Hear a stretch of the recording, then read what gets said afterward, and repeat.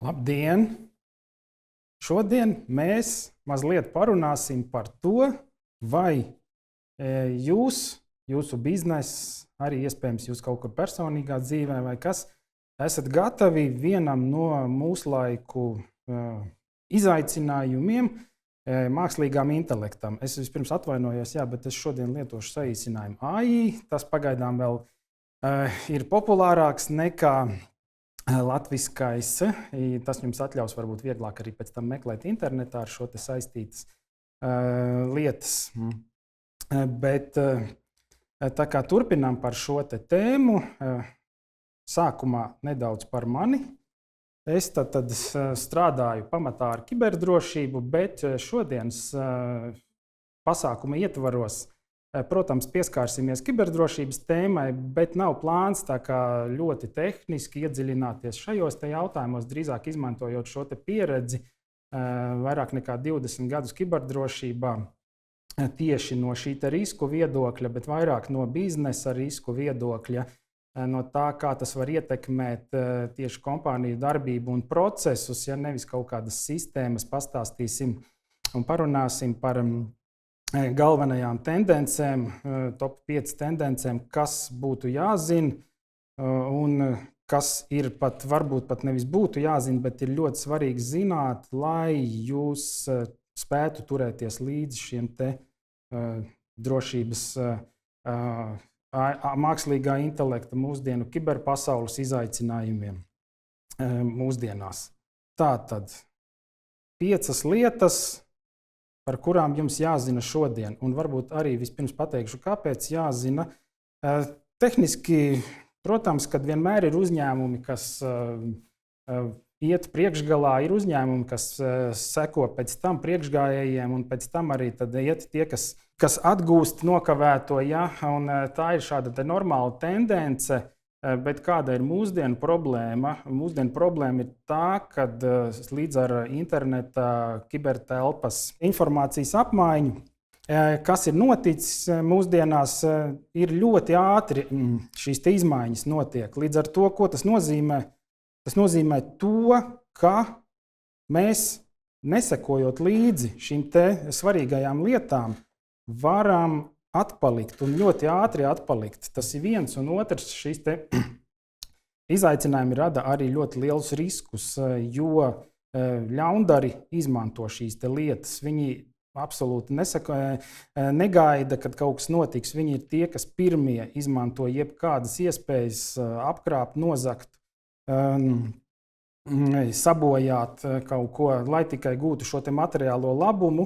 Tāpēc šīs 5 AI lietas ir tās, kurām ir ļoti vērts pievērst uzmanību mūsdienās. Ja. Kas man šeit ir uzskaitīts, tad ēnu AI vai tā saucamais shadow AI angliski, tad dažādi publiskie pieejamie risinājumi, kurus jūs vēlaties izmantot, pieņemsim tas pats chatbots, kā jūs aizsargājat klientu datus, izmantojot gan savā infrastruktūrā, gan arī ārpus iepirktus AI risinājumus. Gaidāmi ir arī regulējumi. Faktiski tas regulējums jau ir pieņemts, viņš tikai ir laiks, kad stāsies spēkā. Un, protams, pats pēdējā tēma, ļoti svarīga tēma, kā mēģināt izvairīties no tā, ka jums kādu dienu piezvanīs jūsu priekšnieks, kurš nebūs jūsu priekšnieks, un jūs to nemācēsiet atpazīt. Tātad, pirmā tēma mums ir ēnu AI, vai tā sauktais shadow AI. Kādreiz varbūt ir dzirdēts par tādu shadow IT vai ēnu IT. Tie bija laiki, kad IT darbinieki vienkārši vai nu izmantoja kaut kādus programmatūras savu darbu uzlabošanai, kas nebija saskaņots ar organizāciju, vai vienkārši atstiepa tur kaut kādu savu serveri, nolika vēl stūrītī serveru telpā. Tā radās šis te ēnu IT risinājumi, par ko uzņēmuma vadībai nebija nekādas nojausmas, un vienlaikus tika lietoti gan uzņēmuma resursi, gan kas. Bet mūsdienās tā ir nedaudz savādāka problēma, jo pirms tam, tad varbūt Pirms 20 gadiem šī problēma bija ļoti šaurā loka, jo pamata standarta lietotājiem šīs tehnoloģijas nebija pieejamas un veidot šos ēnu risinājumus bija pārāk sarežģīti. Tad mūsdienās, kas ir faktiski ar internetu attīstību un norēķiniem un visu pārējo, ļoti ērti ir pieejami jebkādi IT risinājumi, jebkuram. Un faktiski ko tas nozīmē šīs ēnu AI, ka jūsu darbinieki, viņi jau šodien lieto. Iespējams, jūs paši lietojat dažādus AI risinājumus, kas nav saskaņoti ar organizācijas vadību. Un es varbūt šeit pat negribu pārmest tiem, kas šādā veidā lieto šos lietojumus, jo viņiem visbiežāk ir nodomi vislabākie. Doma ir vienkārši tā, ka ja tas darbinieks vai cilvēks ir atradis līdzekļus, kā padarīt savu darbu efektīvāku. Problēma ir tā, ka organizācija netiek šim līdzi un nenodrošina to visu vienota ietvaros. Tā kā faktiski, ja jūs domājat vairumā organizāciju, mēs nelietojam AI risinājumus, varbūt kāds tur joka pēc ieraksta kaut ko tādu ChatGPT, bet vispār mēs neko nelietojam un tam līdzīgi. Visticamāk, jūs vienkārši nezināt par to, ko lieto jūsu darbinieki. Jo ChatGPT ir tikai visiem zināmākais šis risinājums, vai Microsoft Copilots, bet ir arī pietiekami daudz dažādu specializētu rīku pieejami, kas palīdz kaut vai veidot šo prezentāciju, ko es jums demonstrēju, vai attēlus tai, un pilnīgi iespējams, ka jūsu organizācijā kāds šo lieto. Un ņemot vērā to pieejamību, ļoti vienkāršo pieejamību, ja arī pat administratīvs aizliegums nebūs šis šķērslis, jo ja organizācijas rīcībā nav tehniski līdzekļi, kā to izkontrolēt, tad darbinieki vienkārši apies šīs lietas. Kāpēc? Tāpēc, ka ir tas, ko es teicu, ka viņiem palīdz darbā šis rīks. Un ja viņš reāli palīdz, ja neviens cilvēks neatteiksies no ērta instrumenta, tāpēc, kad viņam saka, ka viņu nedrīkst izmantot, bet neviens nevar redzēt, ka viņu izmanto. Kā šo kontrolēt? Tehniskās kontroles ir iespējamas, bet šeit, ko es uzreiz vēlos pateikt šajā kontekstā, ka tās tehniskās kontroles tomēr ir pārāk komplicētas un dārgas. Jo rīki ir internetā, tie ir pieejami tik ļoti vienkārši, ka viņus nobloķēt visus prasa diezgan lielus resursus un sekot tam līdzi. Bet lielākā problēma ar šiem rīkiem un citām lietām ir tā, ka ja jūs to nekontrolējat, ir iespējams, ka no jūsu organizācijas konfidenciāli dati vienkārši pazūd kaut kur. Un ja šodien tie pazūd kaut kādos legālos servisos, tad pilnīgi iespējams, ka pavisam drīz parādīsies arī netik legāls servis, kas vienkārši grib nozagt tos datus. Un tāpēc piedāvāt tādu pašu servisu kā legālais servis vienkārši par 1/4 daļu no tā cenas, kur jūs samaksājat ar saviem datiem. Bet runājot par kontroli, tehniskās kontroles, mēs arī esam pētījuši tieši dažādos AI rīku izpētes projektos šīs iespējas kontrolēt to visu. Tehniskās kontroles ir iespējamas, bet tas no jums prasa samērā dārgus drošības risinājumus, gan tīkla kontroles līmenī, gan arī pašu darbinieku darbstaciju kontroles līmenī. Faktiski jums ir jābūt pilnai kontrolei par to visu, un kādam ir jāsako līdzi, vai jums ir jāiegādājās tās dārgākās licences, kas nodrošina to pilno sekošanu līdzi. Kas, protams, no vienas puses no drošības viedokļa, es, protams, iesaku to darīt, bet no otras puses, izvērtējot riskus, jums būtu vērts padomāt, varbūt, kā par šo naudiņu jūs varat arī nopirkt tam darbiniekam kaut kādu atļautu AI rīku, kā atvieglot to viņu darbiņu tādā veidā. Jo faktiski, lai aizliegtu pieslēgties šīm sistēmām, Tad gan datori jāpārvalda, gan ir jāpārvalda visi informācijas izsūtīšanas kanāli. Faktiski ir jāveido dažādu tīmekļa vietu balties saraksti, bet, kā jau es minēju pašā sākumā, kur ir problēma? Problēma ir tā, ka šīs tehnoloģijas vairs nav dārgas. Ja jūs to neatļausiet no darba datora, bet jūs atļausiet kaut kādu informācijas apmaiņu ar ārējiem datoriem, kas ir varbūt nepieciešami vienkārši darbiniekam darbā, viņš izmantos šīs lietas. Viņš aizsūtīs šo informāciju uz savu pavisam legāli atļauto e-pastu, uz kuru jūs viņam atļaujat sūtīt. Un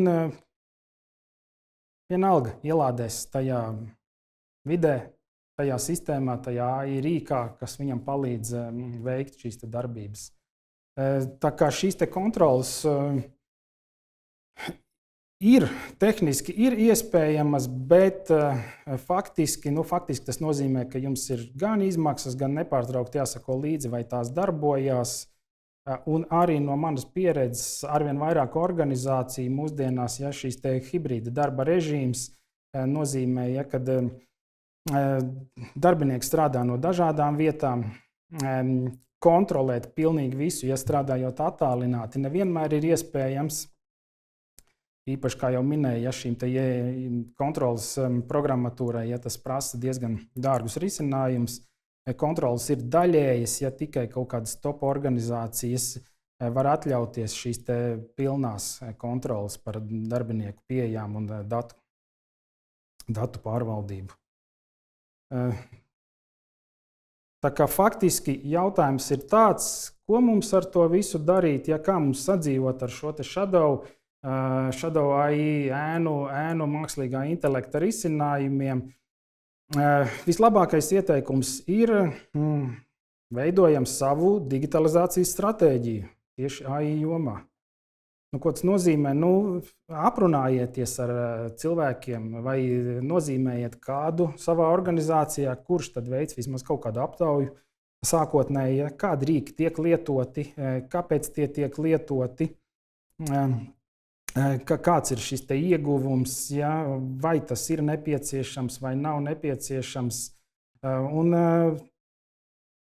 apmācības vērts arī apmācīt darbiniekus par riskiem šajā ziņā, ielādēt jebkādu informāciju AI risinājumā iespējams nevajag.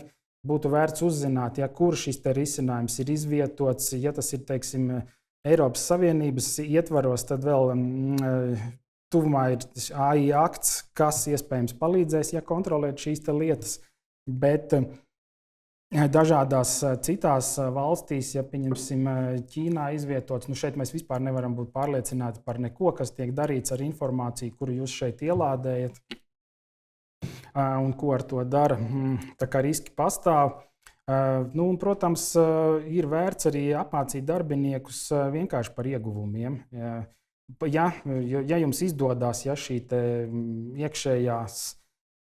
iekšējā audita, negribās to saukt par auditu, iekšējā šīs pārbaudas laikā apzināt kādu, kas ir vislabāk, apguvis, lai viņš padalās ar šīm lietām vispirms uzņēmumu ietvaros. Ja nav, tad nāciet, prasiet. Mums arī ir pieredze.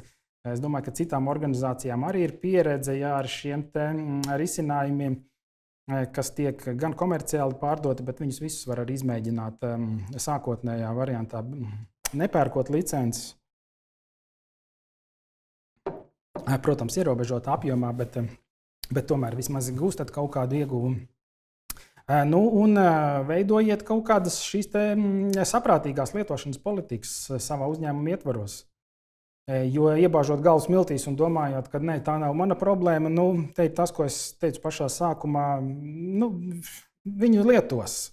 Un šobrīd, tā pieejamība ir tik vienkārša, kad viņu tiešām lietos ignorējot jebkādus administratīvus aizliegumus, kamēr tie nebūs tiešām pilna kontrole.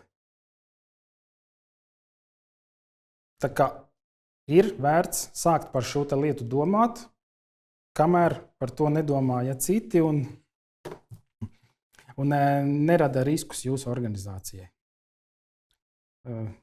Tieši par šo Nākamā tēma ir mazliet interesantāka. Kādā ziņā, tādā ziņā, ja, kad chatboti kā tādi parādījās jau apmēram gadus 10, pirms gadiem 10, tādi kaut cik lietojami dažādās mājaslapās, bet pamatā, ja tie tomēr bija uz ļoti vienkāršu datubāzi bāzēti, skaidri jautājumi, skaidras atbildes, līdz ar to nekādā lielā ieguvuma no tā visa nebija. Cilvēki pamatā neguva arī šo te pievienoto vērtību. Komunicējot ar chatbotiem, līdz ar to šis pakalpojums īpaši populārs nekļuva. Protams, ik pa laikam, ja kāds mēģināja šo te uzlabot, bet kamēr nebija šie te valodu moduļi, faktiski tie chatboti bija tāds mēģinājums kaut kādā veidā risināt to darbinieku pieejamību, kas varētu atbildēt uz klientu jautājumiem, bet vājš mēģinājums. Jo jebkurā gadījumā tam prasīja, viņu apmācība bija ļoti grūts, manuāls process, jāiet cauri dažādiem dokumentiem, pašiem tur jāliek visa šī informācija iekšā. Līdz ar šo valodu apmācāmo modeļu parādīšanos, faktiski šeit ir notikusi zināmā mērā revolūcija, un tas ir viens no diezgan populāriem mūsdienās tiešām veidiem, kā automatizēt šo sākotnējo pirmā līmeņa klientu jautājumu apkalpošanu, ja, atbildes uz jautājumiem, atbildes uz ļoti vienkāršiem jautājumiem. Bet varbūt arī pat reizēm sarežģītākiem, ja tas var būt gan sākotnējais klients, ja gan kaut kāds klients jau, kas ir nopircis produktu un viņam nepieciešama konsultācija. Un šāda veida lietojumiem tiešām mākslīgā intelekta rīki ir pašlaik diezgan jau saucami par advancētiem. Līdz ar to tas ir viens no populāriem veidiem, kā rīkus izmantot, bet šeit arī parādās samērā daudz risku saistībā ar šī risinājuma ieviešanu. Viens no tādiem populāriem notikumiem, varbūt kāds ir dzirdējis, atcerās, diezgan lielai kurjerpasta kompānijai gadījās tāda, kā lai to saka, ķibele neliela, ja, kad uzdodot jautājumus viņu chatbotā, tas atbildēja, ka nē, šīs kompānijas pakalpojums nevajag izmantot un dažādiem pamatojumiem, ja tā kā sūtīja prom bez maz vai klientu. Un šeit bija kas izmantots? Šeit bija izmantots kāds ļaundaris, bija apmācījis šo te mākslīgā intelekta chatbotu ar dažādas informācijas palīdzību sniegt šādas te atbildes. Kas mums te parādās, ja ir tā saucamais AI ietekmēšanas risks, kad iespējams ir apmācot ar ļoti specifisku informāciju šo te jūsu chatbotu orientēt uz kaut kādā viena veida negatīvu informāciju. Līdz ar to, ieviešot šos te chatbotus, tas ir viens no svarīgiem jautājumiem, kas jums ir jādomā. Ļoti bieži, ja šobrīd arī parādās, ja tās bezmaksas versijas internetā ir iespējams nolādēt, kompānijas domā, kas mums tas neko nemaksā, ja mēs viņu uzliksim. Mēs neko nesaprotam, ja, bet gan jau būs labi.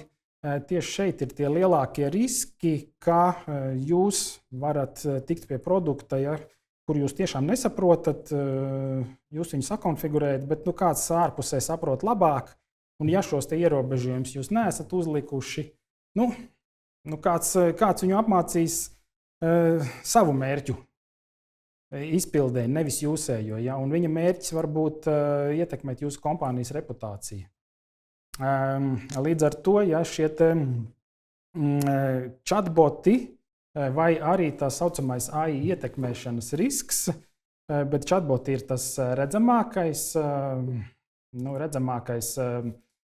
produkts, kas ir pakļauti šim te ietekmēšanas riskam, jo viņi ir pavērsti pret publiku, pieejami jebkuram. Šeit tas ir tiešām diezgan svarīgs un ir vērts par to padomāt, ieviešot šādu te produktu. Jebkurā gadījumā, ja jūs to pasūtat produktu arī kādai kompānijai, prasiet viņiem, kā jūs spējat apstrādāt šādus te riskus. Un kā jūs mazināt šādus te riskus, jo kāda ir problēma ar šo te mākslīgā intelekta rīku? Ja, tā kā viņš ir šis te mākslīgais intelekts, viņam ir domāts, ka viņš mācās.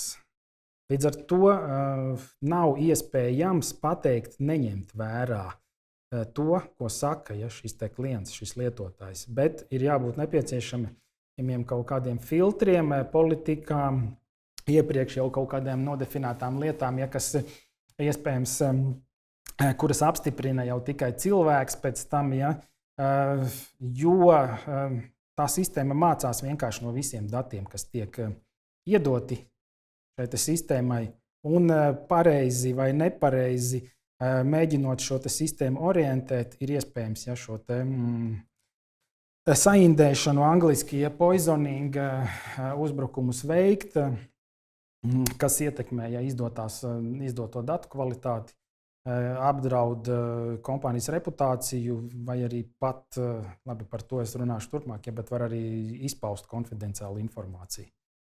Līdz ar to izvēloties savu chatbotu, padomājiet par to, padomājiet, kādai informācijai jūs dodat pieeju arī uzņēmumu iekšienē. Par to es gan runāšu tālāk nākamajā slaidā, bet apmācot šo te chatbotu, tur ir vēl vairāki riski, jo iespējams, kad arī apmācības procesā, kur ir tā priekšrocība, kad šim te chatbotam vienkārši lielākai daļai šo te risinājumu pietiek, ka jūs viņiem norādat vienkārši katalogu. Paņemiet no šī te kataloga visu informāciju, ja tur ir mūsu organizācijas visi procesi aprakstīti, viss, uzreiz sapratīsiet, kā mēs strādājam un kas un kam ir jāsūta informācija, ja kaut kas notiks. Liekas ļoti vienkārši apmācīt, šos te rīkus. Bet var gadīties, un nevis var gadīties, bet arī, teiksim tā, mūsu pieredze liecina, ka vairumā organizāciju informācijas klasifikācija, informācijas glabāšana nevienmēr ir tāda ļoti strikti, konkrēti noteikti, ka šajos te katalogos būs tikai tāda, šajos tikai tāda, un mēs ļoti skaidri zinām, ka tur nav nekas slikts. Diezgan bieži gadās, ka kāds ir iekopējis arī, piemēram, tās pašas klientu sūdzības tur kādā katalogā, un šis te jūsu apmācāmais chatbots atradīs ne tikai par jūsu produktu kvalitāti liecinošus materiālus, bet arī sarakstu ar situācijām, kurās ir izrādījies, ka produkts nav bijis tik kvalitatīvs, kā vajag, varbūt arī kaut kāda darbinieku reakcija nav bijusi tik laba, un gadījumā, ja tas ārējais lietotājs uzdos specifiskus jautājumus, viņš saņems atbildes. Jā, nē, šo te produktu nepērkiet. Mums ir bijuši 2 gadījumi, kad viss beidzies slikti. Ja? Jūs iespējams negribat šādu te atbildi no sava chatbota. Tā kā šie ietekmēšanas riski pastāv, jābūt ir gataviem ar tiem strādāt, un kas ir šeit pats svarīgākais, jums ir jābūt arī gataviem reaģēt uz incidentiem. Un šajā gadījumā reaģēt uz incidentiem visticamāk nozīmēs to, ka lielākai gatavībai ir jābūt nevis jūsu IT komandai, kurā incidentu gadījumā vienkārši būs uzdevums izslēgt šo te rīku. Bet jūsu uzņēmuma vadībai, vai ja tas ir atsevišķs par sabiedriskām attiecībām atbildīgs cilvēks, var nākties atbildēt uz kaudzi ar dažādiem nepatīkamiem jautājumiem, ja šī informācija, kas ir izplūdusi uz āru, izrādīsies varbūt patiesa, bet tā ir konfidenciāla informācija, kas parādās kādā no chatbota atbildēm. Līdz ar to šeit ir nepieciešama jau nedaudz cita stratēģija. Jau nepietiek ar to, ka jums ir IT nepārtrauktības stratēģija, kas nozīmē, servisu vienkārši kāds sabojāja, jums viņu IT cilvēkam, ko tas nozīmē? Nu, labi, šī versija nav laba. Nu, viņš atjaunos no rezerves kopijas iepriekšējo versiju, viss viņš ir savu izdarījis. Ja? Bet lielākā problēma šeit jau būs tajā gadījumā reputācijas risks, kas ir saistīts tiešām ar informācijas kaut kādiem ietekmēm, organizācijas reputācijas ietekmēm. Protams, un tad ir nākamais. Nākamais ir šis te, jā, tad reputācija un informācijas zādzība.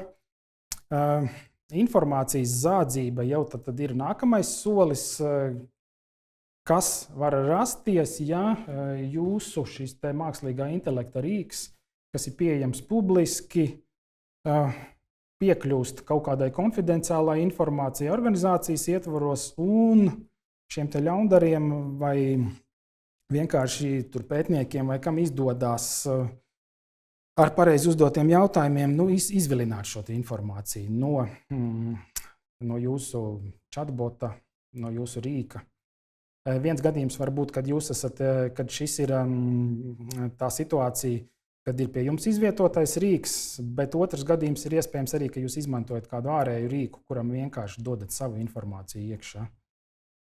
Pavisam nesen bija arī šāds te notikums, man liekas, ka man tālāk ir arī links uz to, tad es vēlāk nedaudz pastāstīšu, ja? Bet arī, kad piekļūst ārējā servisā citi jūsu datiem. Bet šeit tad, ja šīs te konfidenciālās informācijas jautājums apmācīt vienmēr ir ļoti viegli norādīt uz to folderi, ja? Ja neesat pārliecināti, kāda informācija jums tur ir, mums ir jāatgriežas pie tā, ar ko es sāku, ja es strādāju kiberdrošībā. Kas ir kiberdrošības pamati? Risku pārvaldība. Risku pārvaldība un riskus mēs varam sākt pārvaldīt tad, kad mēs esam apzinājuši visus mūsu rīcībā esošos resursus, angliski assets. Ja? Kamēr mēs to neesam apzinājuši un noklasificējuši, mēs savus riskus pārvaldām tā ļoti intuitīvi un ļoti bieži nepārvaldām līdz galam. Tā kā tomēr šeit kiberdrošības pamatlietas, ja jūs mēģināt strādāt ar šiem te dažādiem moderniem risinājumiem, mēs atgriežamies pie tā, ka kiberdrošības pamatlietas ir tās, kas jums ir organizācijās jāievieš. Savādāk ar visiem moderniem rīkiem, vai jūs paši, vai jūsu darbinieki, kā jau sākumā minēju, vienkārši mēģinot atvieglot savu darbu, izpaudīs šo te konfidenciālo informāciju. Vēl viens risks, kas šeit arī pastāv, ja ir iespējams, ka jums ir kaut kāda ļoti specifiska informācija, tas nozīmē, ka jūs šo te modeļa trenēšanas procesa laikā būsiet ieguvis kaut kādu unikālu šo te datu kopu, ja, kas varbūt arī interesanta kaut kādām trešajām pusēm. Šeit ir atkal kiberdrošības riski, ja, ka kāds var mēģināt nozagt šo te jūsu datu modeļa apmācības datus un izmantot pēc tam, vai pārdot vienkārši trešajām pusēm, ja, vai izmantot savām vajadzībām, vai izmantot pret jūsu kompāniju. Un vēl viens risks, kuru es gribu pieminēt, un kas patiesībā kļūst arvien nozīmīgāks mūsdienās, pie tam tas ir ne tikai AI kontekstā, ir imitācijas risks, kādas imitācijas, uzbrukuma imitācijas risks. Arvien biežāk mūsdienās parādās situācijas, kad ļaundari mēģina uzbrukt kompānijai. Viņiem tas iespējams neizdodas, bet viņi redz, ka kompānijai iespējams ir kaut kādas vājās vietas, viņiem neizdevās tās izmantot, bet viņi redz, ka vājās vietas ir. Tas nozīmē, ka kompānijas procesos ir kaut kādi trūkumi, kiberdrošība nav līdz galam sakārtota, un viņi imitē šo te uzbrukumu, viņi izveidos savu, iespējams arī izmantojot šos te mākslīgā intelekta rīkus. Viņi izmantos datu kopu, ko publicēs, ja ka mums ir jūsu informācija. Viņiem jūsu informācijas nav, bet viņi publiski pasaka, un jūs uzprasat savam administratoram, vai mums ir bijis uzbrukums, un viņš skatās, kāds tur ir kaut ko mēģinājis uzbrukt, ņemot vērā, ka ļoti bieži šīs te kvalifikācijas tik detalizētas, lai pateiktu, cik veiksmīgs ir bijis uzbrukums vai neveiksmīgs, cik tālu tas ir bijis. arī var nebūt. Jūs varat nonākt situācijas priekšā, kad jums saka, mums ir jūsu konfidenciālie dati, samaksājiet mums, kur ir Bitcoin konta numurs, nemaksāsiet, publicēsim visu. Lai gan faktiski viņiem šo te datu nav. Tāpēc arī mēs atgriežamies pie kiberdrošības. Ir vērts, ka jums ir kaut kādas monitoringa sistēmas, ka kaut ko jūs spējat identificēt šos te riskus, spējat atrast un spējat saprast, vai šis uzbrukums tiešām ir noticis. Jo pēc tam atkal būs gan jūsu uzņēmuma vadībai, gan sabiedriskām attiecībām būs jāskaidrojas, un šādas situācijas ir bijušas pat pasaulē lielām kompānijām. Tiek uzģenerēti pat milzīgi datu apjomi ar apgalvojumu, kad ir nozagta klientu informācija ļoti lielos apjomos, bet pēc tam izrādās pārbaudot, ka tomēr nav. Bet šim te jāņem vērā tas, ka šīm te lielajām kompānijām ir resursi un iespējas pārbaudīt, vai šis te uzbrukums ir patiesis vai nav. Jums ļoti bieži var nebūt šo te resursu. Vienkārši veikt kaut kādas pārbaudes vai kas, un tās izmaksas var būt ļoti augstas šajās situācijās. Tāpēc tomēr mēs atkal atgriežamies pie kiberdrošības. Ieviesiet šīs pamata kiberdrošību. Skatieties kaut vai uz NIS2 pamatprasībām. Lai jūs vismaz zinātu, kas notiek ar jūsu datiem. Tātad nākamais ir šie publiskie servisi. Mēs negribam izmantot pie sevis. Iespējams, mums nav ne IT kapacitātes, nekas. Gribam izmantot publiskus servisus. Ok, tas ir ļoti labi. Publiskie servisi, protams, kāds ir labums publiskiem šiem te pieejamiem servisiem no uzreiz jāsaka, respektabliem servisu sniedzējiem, tie cenšas rūpēties par savu servisu drošību, bet uzreiz jāsaka, kad mūsdienu komplicētajā IT pasaulē, ko tikko parādīja CrowdStrike un Microsoft gadījums, viss, kas var gadīties, bet uzreiz no savas pieredzes teikšu, šie incidenti tiešām gadās, bet tās kompānijas dara visu, lai sakārtotu šo situāciju pēc incidenta. Protams, šeit šī drošība būs krietni augstākā līmenī, nekā jūs to spējat nodrošināt savam iekšējām rīkam. Un uzbrukumu arī šis risks viņiem ir tomēr krietni mazāks šiem servisiem, jo, ko dara mūsdienās kiberļaundari, viņi uzbruk tur, kur var vieglāk paņemt.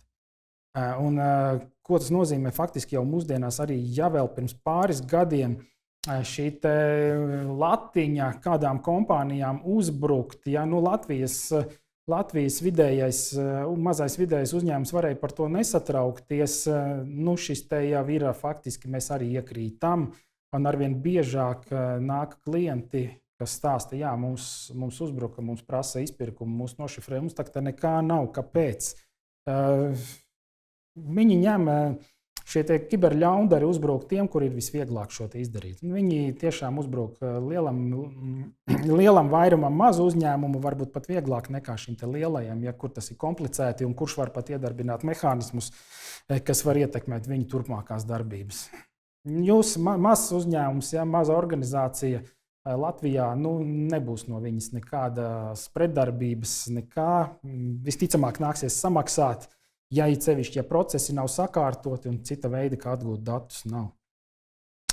Tā kā no šī te ir jāuzmanās, bet publiskiem servisiem arī izvēloties publisku servisu, jāskatās, ir jāpārbauda šis te servis, iesaku izvēlēties tiešām zināmas kompānijas. Ja jums piedāvā kāds vietējs pakalpojums sniedzējs, paprasiet viņam, kādas viņš ir veicis, kaut kādas drošības pārbaudes, kādi ir ieviesti drošības mehānismi, cik regulāri tiek uzraudzītas, vai ir šī tieši par ietekmēšanu runājot, vai ir pārbaudes tiešām pret ietekmēšanu notiekās. Un kas var vēl būt jāņem vērā, kas šobrīd vēl tā kā nav, bet arī dažādi analītiķi jau prognozē, ka pavisam drīz šī situācija var kļūt pavisam savādāka, kad parādīsies tā saucamie pelēkie vai melnie publiskie servisi. Tas ir publiski servisi, kurus izvieto kibernoziedznieki. Kibernoziedznieki izveido servisu ar domu, ka viņi vienkārši grib nozagt jūsu datus. Jūs skatīsieties, šis te maksā, kā jau minēju, 3-4 reizes lētāk nekā tur pakalpojums no lielajiem pakalpojumu sniedzējiem. Kāpēc mums pārmaksāt? Mēs izmantosim šo te, ielādēsim šos te datus, apmācīsim šos te modeļus, mēģināsim sākt izmantot, bet viņu galvenā doma ir nozagt tos jūsu datus. Iespējams, kad pat pēc 1-2 mēneša kaut kas tajā servisā darbosies, bet pilnīgi ka jūs pat nevarēsiet turpināt izmantot šo servisu. Viņi būs savas sliktās lietas izdarījuši un pateiks jums paldies par datiem. Labākā gadījumā, sliktākā gadījumā vēlreiz paprasīs izpirkuma maksu, piedraudot tos publicēt. Jo šie dubultā tipa uzbrukumi ir arvien vairāk populāri, kad ir gan nošifrēšana, gan informācijas zādzības, bet arī citos veidos, kad vairākas reizes prasa naudu par vienu un to pašu uzbrukumu. Ja jūs esat baigi ļoti nobijušies, tad jāsaka, ka Eiropas Savienībā šajās lietās tomēr grib ieviest zināmu kārtību. Bet uzreiz jābrīdina, ka šī kārtība, protams, ir laba lieta, bet tie būs ierobežojumi arī dažādu lietojumu izmantošanai biznesā, jo šī kārtība ir vairāk vērsta tieši uz gala lietotāju, uz pamata publikas, vienkārši cilvēku datu aizsardzību. Šajā jomā un dažādu lietojumu regulēšanu. Un otra lieta ir tā, ka ļaundariem jau faktiski neinteresē nekas no tā, kas tiek aizliegts vai kas. Viņi tāpat turpinās piedāvāt šos produktus, kas var apiet aizliegumus. Viņi ignorēs visas šīs prasības. Tā kā šie būs ierobežojumi, kas jums varbūt neļaus kaut kādus produktus izmantot vai uzliks tiem specifiskākas prasības. Mazliet detalizētāk par šo tēmu mēs rudens pusē plānojam runāt jau kopā arī ar juristiem, jo šis AI akts ir arī lielā mērā saistīts ar dažādām juridiskām atbilstības niansēm, bet ar partneri Sorainenu, jūs sekojiet līdzi mūsu jaunumiem, mēs plānojam šādu webināru vai arī tiešsaistes pasākumu tieši par AI aktu, jo AI akts jau ir apstiprināts Eiropas Savienībā. No nākamā gada sāks stāties spēkā pirmās tā prasības. Tas lielā mērā regulēs šo kā jūs varat gan iekšienē, kādus modeļus izmantot, gan arī kādus pakalpojumus jūs varat iegādāties ar AI lietojumiem.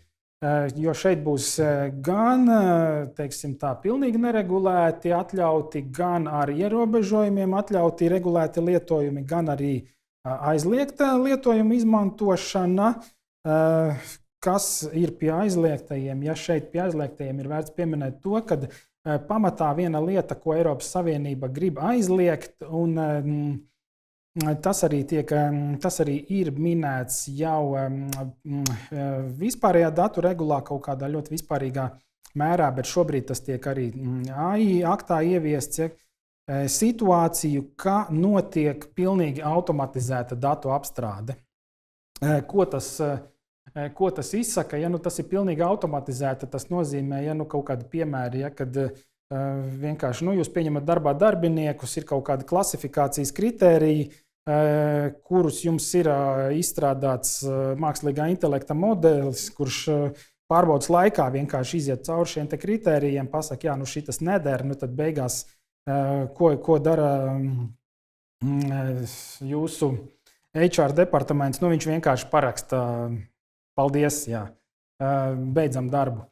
Šādas situācijas nebūs iespējams, ja šāds modelis tiek izmantots, ja tiek prasīts, ka ir šis cilvēks. Iekšā procesā piedalās cilvēks, kurš nevis vienkārši uzliek ķeksīti, jā, es akceptēju to vai neakceptēju, bet kurš pieņem lēmumu pamatojoties uz šiem rezultātiem. Nevis vienkārši, ja tiek automātiski izdoti rezultāti.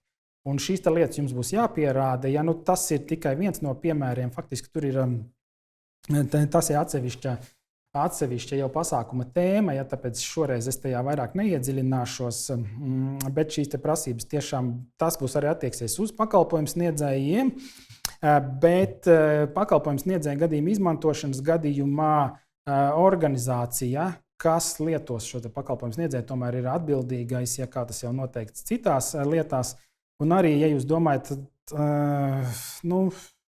labi, Eiropā te viss būs saregulēts, mēs te paņemsim kaut kādu servisu, tur ķīnieši daudz visu, ko piedāvā, visus datus uz turieni, ja tas ir ārpus arī šajā gadījumā. Ja šīs lietas jau ir sapratuši Eiropā, ja kad šādā veidā arī tas nedarbosies, ja jūs šādu servisu izmantosiet, jūs būsiet atbildīgi par šo situāciju. Ja jūs to mēģināsiet izmantot pa kluso, bet jūsu darbinieki, kuru dati tiks nelegāli apstrādāti, ja viņi to noskaidros, ja, tad tiešām šie sodi var sasniegt līdz pat 7 miljoniem eiro par tādu nereģistrētu augsta riska AI lietojumu izmantošanu.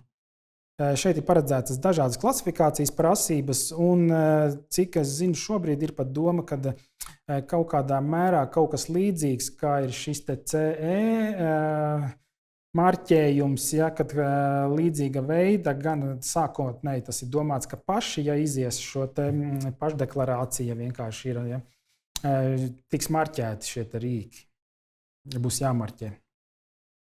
Bet ir tad arī dažādas kiberdrošības prasības šeit ir, un jāpiezīmē, ka tas ir vēl viena lieta, kur mēs atgriežamies pie kiberdrošības, ja, kad izmantojot AI rīkus, jums būs jānodrošina, ja šīs pamata kiberdrošības prasības, pierādāmas kiberdrošības prasības, ja tas nozīmē, ka jums ir kaut kāda politika, jums ir kaut kādi procesi, un jūs šos procesus varat, ja atnākt, ja notiek šis incidents vai situācija, ja jūs varat pierādīt, ka jums šie procesi darbojas.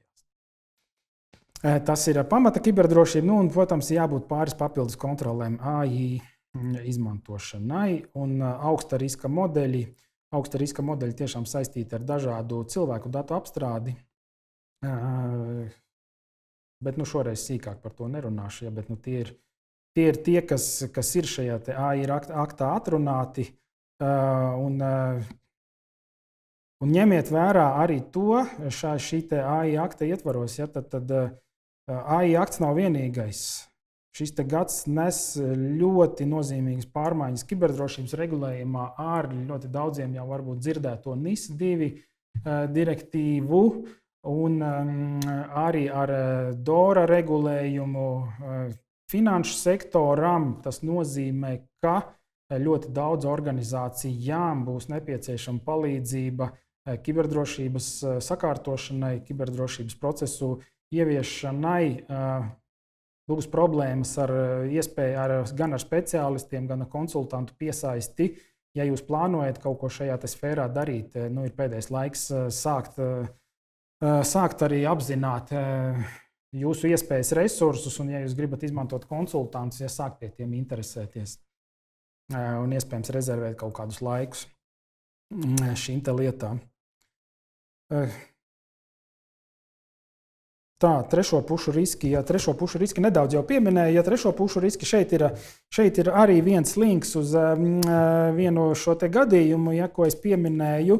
Faktiski ārējais modelis, ja, kāpēc es gribu šo gadījumu izstāstīt. Tīri publikai pieejams modelis, ja, kurā kompānijas nopērk, ja ražotājs saka, ka jums ir nodalītas vides. Jūs apmācat savu botu savā vidē, ja, un viņš tur strādā ar jūsu datiem tikai, bet drošības pētnieks atrada iespēju, ja, kā šīs robežas starp šīm AI vidēm apiet un piekļūt faktiski jebkurai informācijai šīs vides ietvaros.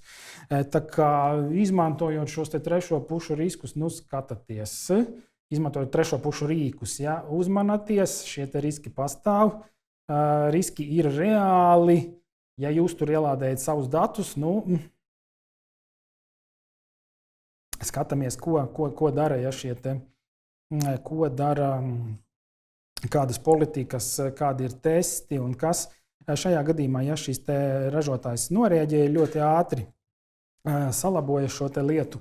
Kas šeit ir svarīgākais, ja izvēloties šo produktu piegādātāju, varbūt arī uzdodot viņam jautājumu, vai viņam ir arī kaut kāda politika reaģēt uz ziņojumiem par iespējamiem drošības incidentiem.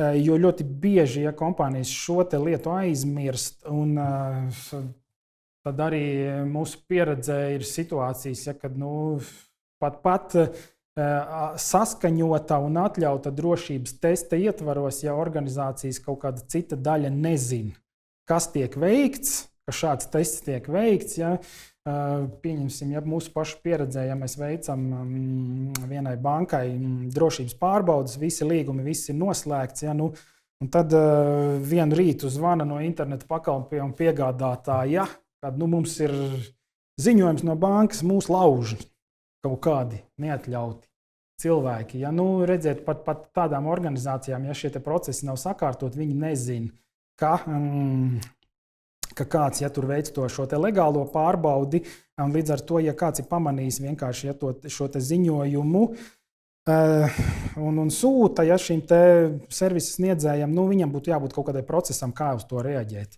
Un pie tam te ir jāpiemina arī mūsu kiberdrošības likums, kurā tas jau ir atrunāts, ja, kurā ir atrunātas arī iespējas sniegt ziņojumus par atklātiem drošības pārkāpumiem, ja, un tas ir arī varbūt kaut kādā veidā legalizēts.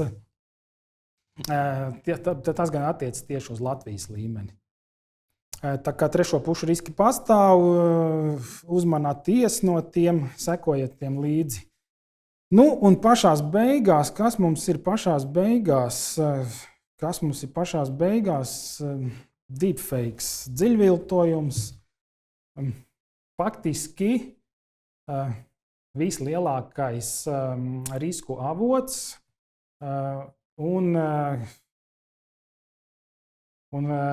šī lieta, kāpēc ļaundari berzē rokas un ir priecīgi par to, ka šāds risinājumi ir pieejami, ja ir tas, ka dziļviltojumi rada iespēju, izmantojot šo webināru, kurā es jums veselu stundu runāju, daudz un dažādus tekstus, ja, izmantojot šo webināru video, kāds var paņemt, uzģenerēt video, kur es saku kaut kādus citus tekstus, ja, vai mēģinu pārliecināt par kaut kādām darbībām.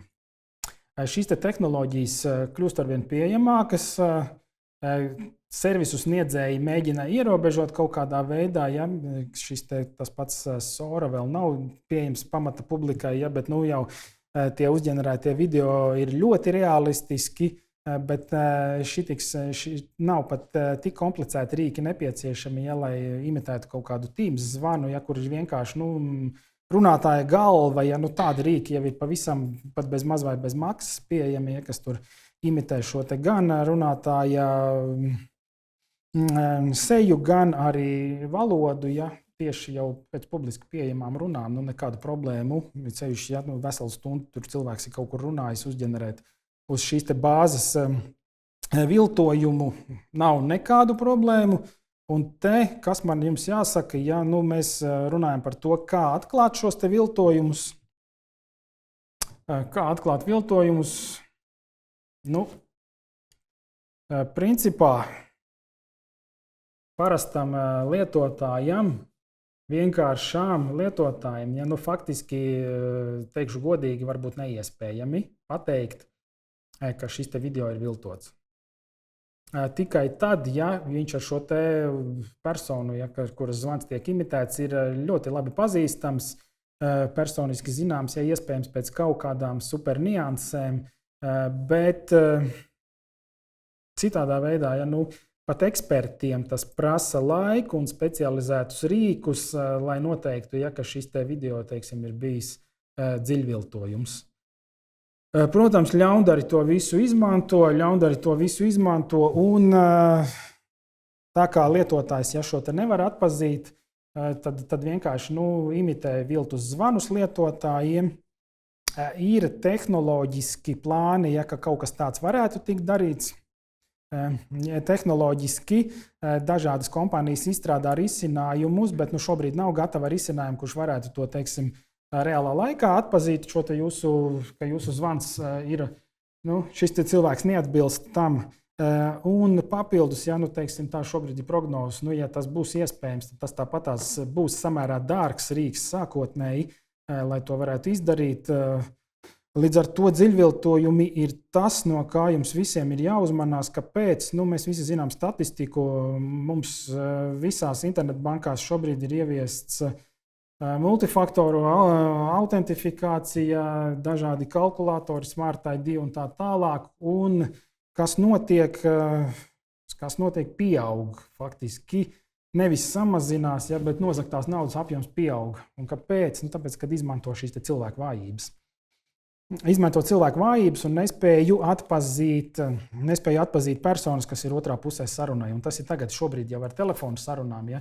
Uzliekot dziļviltojumu tehnoloģiju, tas kļūst daudz vienkāršāk un daudz pieejamāk šiem ļaundariem. Un visticamāk, tuvākā gada laikā, ja šie riski pieaugs tiešām par kārtu. Un kas mums šeit var palīdzēt? Faktiski, ja no manas pieredzes, un arī papētot lielāko daļu no šo dziļviltojumu incidentu, šeit ir divas lietas, kas tiek izmantotas un kādā veidā viņiem izdodas veikt, pierunāt darbiniekus, veikt šīs darbības, pārskaitīt šīs naudas ne tur, kur vajag. Ja, tas ir organizācijas nepieturās pie šiem stingriem procesiem, viņām varbūt nav šo procesu, tas ir viens, un otrs ir vadības iesaiste. Pat ja organizācijās ir procesi, ja tieši vadība ir tā, kas pieļauj atkāpes no šiem procesiem. Un te ir vislielākā, tieši šeit arī tā vislielākā problēma ir, viņi izmanto šo ļaundaru, izmanto šīs trūkumus. Viņi zina, ka vienu reizi pa 2 mēnešiem, ja tur vadītājs, visa maksājumu kārtība ir noteikta, ja, kad apstiprina visu apstiprina, ja teiksim, tur 2 personas vai kas ar tehniskiem rīkiem, ja, bet reizi par reizei vadītājs piezvana, saka, ja man tehniskais rīks nav klāt, ja tur paņem no seifa, vienkārši apstiprini pats, tev tur ir otrs lietotājs. Ja, kaut vai piemēru šādu minēšu. Ja.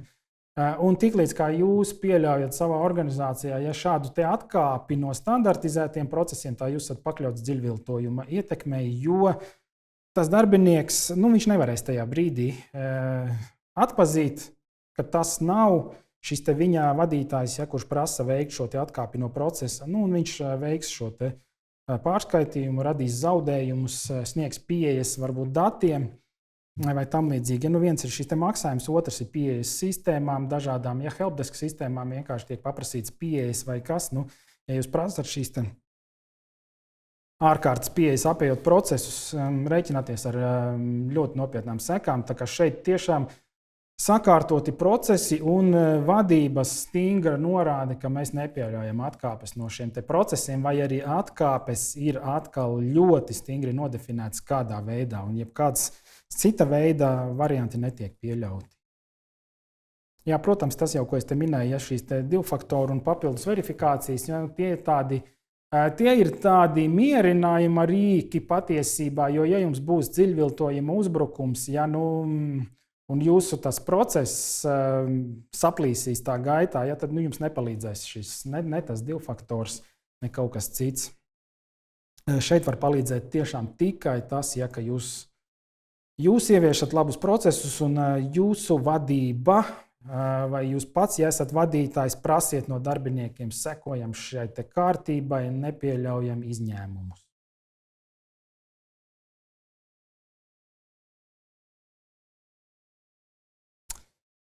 Tā, es esmu šīs galvenās lietas, par kurām šobrīd ir vērts zināt, nedaudz ieskicējis, un tiešām ļoti rekomendēju organizācijas kaut vai nedaudz papētīt šīs lietas, paskatīties, jo tie, kuri pirmie izmantos šos modernos rīkus un sapratīs, kā viņus pareizi izmantot vai kas, ja tie būs jūsu konkurenti, tad viņi aizteiksies jums ievērojami priekšā. Jo šobrīd jau šie rīki tiešām sāk atvieglot darbu. Ja? Un ja jūs nezināsiet par riskiem, tad atkal jums draud šie uzbrukumi atkal no tumšās puses, ja?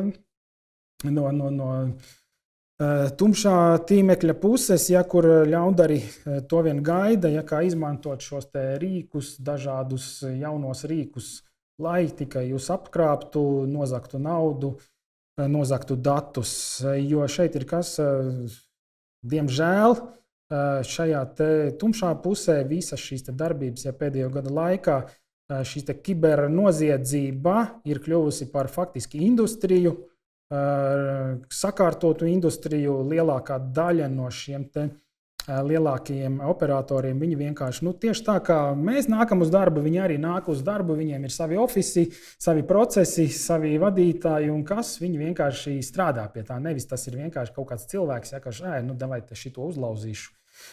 Viss pietiekās, dabūju tur savu naudiņu, tagad 3 mēnešus atpūtīšos Spānijas kurortos. Nē, tur ir tiešām industrija, un ja viņi jūs uzlauza, jūs esat viņu datubāzē jau kā uzticams klients, viņi atgriezīsies pie jums vēlreiz. Ja? Tieši tāpat kā jūs veidojat savus CRM-us ar klientiem, tā viņi veido. Tāpēc mēs arī kā Skvalio, ja mēs sekojam šim līdzi gan no kiberdrošības puses, gan no dažādu risinājumu pieejamības puses, un varam piedāvāt jums unikālu šo miksu gan ar AI orientētiem pakalpojumiem, gan ar kiberdrošības ieviešanas pakalpojumiem. Jā, šajā skaitā gan ar jūsu politiku novērtēšanu, un šeit ir dažādi. Ja, te mums ir pieminēts Copilots, bet mums ir arī Google komanda, kas var palīdzēt ar Google Gemini risinājumiem un dažādām Google arī licencēšanas lietām. Un, protams, arī tā saucamie specializētie vai custom made AI risinājumi ir pieejami sadarbībā ar partneriem, kur mēs varam šos programmistiskos risinājumus jūsu unikālajam lietojumam piedāvāt. Tas bija mans šodienas vēstījums. Paldies! Ir kādi jautājumi?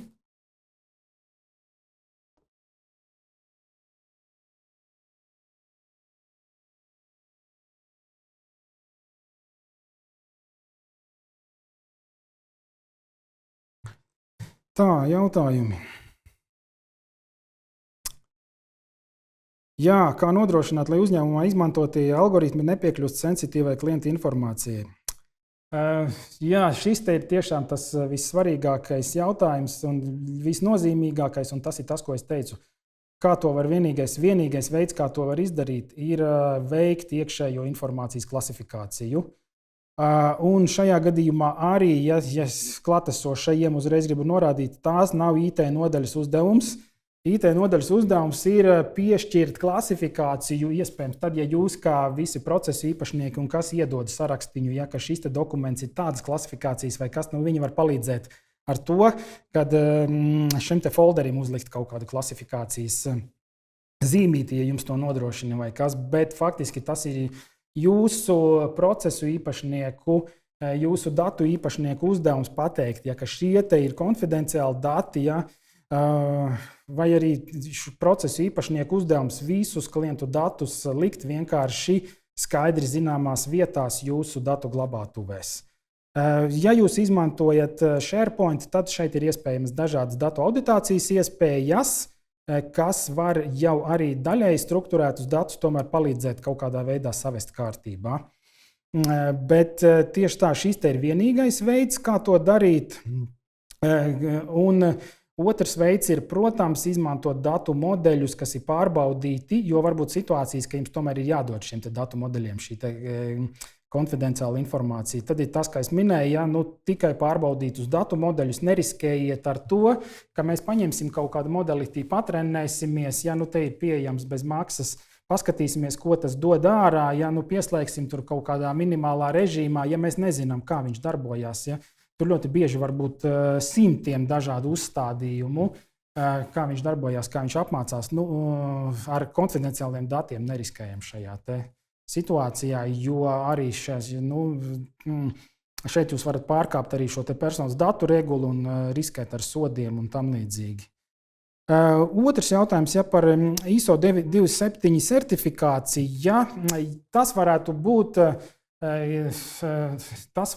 būt kā risinājums, kā sakārtot šos uzņēmuma iekšējos procesus, bet šeit varbūt mans ieteikums ir sākt ar kaut ko nedaudz mazāku, jo situācijā, ja jums šie procesi tiešām nav šobrīd, ja, un jūs pasakat uzreiz, ne, mēs ejam uz certifikāciju, ir ļoti liels risks, ka jūs ļoti formāli iegūstat šo procesu karti un visas politikas un visu pārējo, ja, bet liela daļa no tā netiek ieviesta.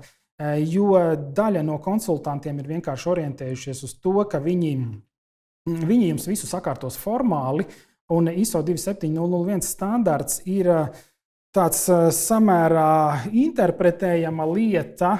Līdz ar to, ja teiksim, tā formāli jums šīs politikas un viss var būt ieviests, ja, bet faktiski jūsu darba procesi vai kas arī mēs esam savā praksē ļoti bieži ar to saskārušies. Ja.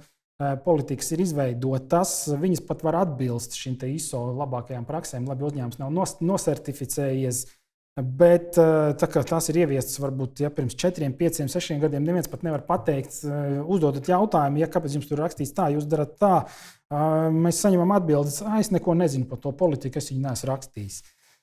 Lai gan politikā varbūt ir ierakstīts šī cilvēka vārds, ja, ka viņš ir atbildīgais, bet viņš pat to nezina, jo kāds ir vienkārši nomainot amatus, ja nomainījis to, lai formāla atbilstība būtu. Līdz ar to sākam varbūt ar mazumiņu ISO 27 certifikāciju, varam uzstādīt kā nedaudz tālāku mērķi, jo sākot šo pamata kiberdrošības ieviešanu, ko prasa kaut vai tā NIS2 direktīva, nevajag tik detalizētus procesus kā ISO 27000. Un vairumam organizāciju, arī neliela organizācija pietiek ar sākumā ar kaut ko mazāku. Deepfake tehnoloģijas, jā. Ar deepfake tehnoloģijām, diemžēl, šobrīd plašai publikai pieejamu risinājumu, kas kaut ko tādu nodrošinātu, jāsaka, godīgi nav. Ir dažādi ļoti specializēti risinājumi, kas var palīdzēt kaut kādās ļoti konkrētās sfērās, bet tas tiešām pamatā tie ir ekspertiem jau pēc notikuma, ja, bet tie, kas varētu, teiksim, palīdzēt reālā laikā, tādu komerciālu produktu, es pat nevaru nosaukt.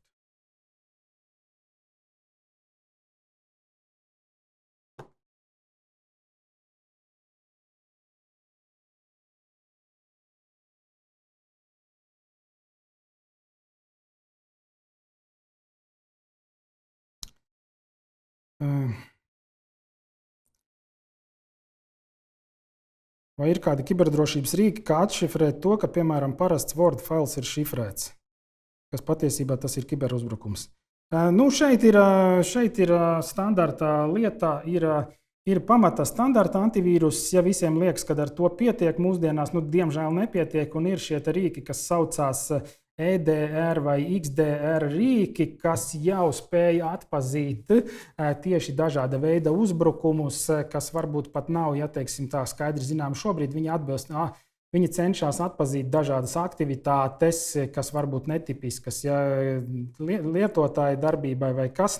Šie rīki arī atpazīs, ja jūsu tajā atsūtītajā dokumentā būs mēģināts ielikt, ja tas ļaundars būs mēģinājis ielikt kaut kādu to slikto kodu, ja, pat arī iešifrētā veidā iekšā, ja, un tajā brīdī, kad pat ja jūs izdarīsiet šo slikto lietu, bet tas ir normāli jums nezinot, ja atvērsiet šo dokumentu, ja šie EDR, XDR rīki jau spēs arī apturēt šo uzbrukumu šajā solī, tā kā tas ir viena no lietām, ko es arī rekomendēju organizācijām padomāt, antivīrusam paskatāties, tur ir dažādas licencēšanas versijas. Tā lētāk, kā, diemžēl, pret komplicētiem uzbrukumiem nepasargā. Labi, paldies jums! Tiekamies kaut kur rudenī kādā citā seminārā. Visu labu!